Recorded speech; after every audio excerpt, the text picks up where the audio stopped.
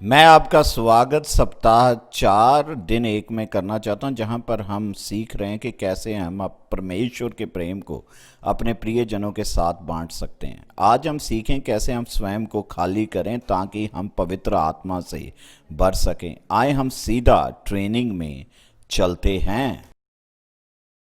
इस सप्ताह हम बात करेंगे पवित्र आत्मा के कार्य को हमारे अपने जीवन में और उनके जीवन में जिनसे हम प्रेम करते हैं और मसीह में लाना चाहते हैं। आज हम स्वयं के जीवन में पवित्र आत्मा के कार्य पर बात करेंगे। हमें पवित्र आत्मा से भरने की आवश्यकता है, परंतु यदि हम पवित्र आत्मा से भरना चाहते हैं तो हमें स्वयं को खाली करना होगा। हमें उन बातों से स्वयं को खाली करना होगा जो परमेश्वर कहता है कि हमें नहीं करनी चाहिए, और हमें वह करना चाहिए जो वह चाहता है।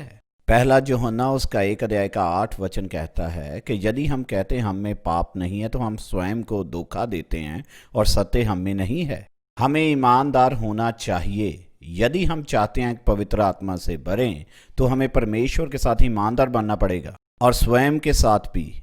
इसका क्या अर्थ है? इसका अर्थ है कि हमें यह मानना होगा कि हमारा स्वभाव गलत है, जो विचार गलत हैं, जो भावनाएं गलत हैं, काम जो गलत हैं और ऐसे काम जो हम करते हैं जो हमें नहीं करने चाहिए, उन बातों का अंगीकार करें जो परमेश्वर को प्रसन्न नहीं करती। हमें अपने पापों से अंगीकार करना होगा, और जैसे वह कहता है पहला यूहन्ना 1:9 में कि यदि हम अपने पापों का अंगीकार करते हैं तो वह न्यायी एवं धर्मी है कि हमें हमारे पापों से शुद्ध करे और क्षमा करे। आप सुने, यदि आप परमेश्वर के साथ ईमानदार होते हैं और आप मुड़ना चाहते हैं, आप कहते हैं प्रभु मैं उन बातों से मुड़ता हूं, वह आपको साफ करेगा और इन बातों को आपके जीवन से निकाल देगा।